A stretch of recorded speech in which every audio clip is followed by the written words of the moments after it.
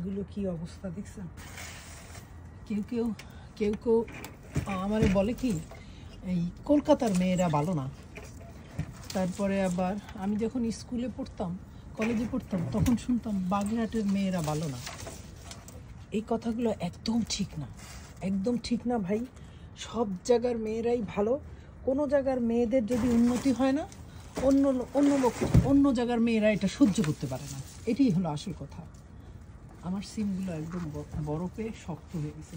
তা এই বরফের দেশের থেকে যদি কেউ সুবিধা পায়, গরমের দেশে চলে যাবে। এই সিম গাছটা যদি সম্ভব হইতো, তাইলে ওই কলকাতার মেয়ে বলেন, বাগেরহাটের মেয়ে বলেন, তারা অন্য অন্য ব্যবস্থা নিত, তাই না?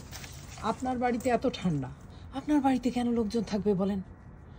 এই যে মানুষগুলো খালি একজন আরেকজনের মানে বলে বেড়ায়, কিন্তু একবারও চিন্তা করে না ভালো দিকগুলো দেখ রে বাবা।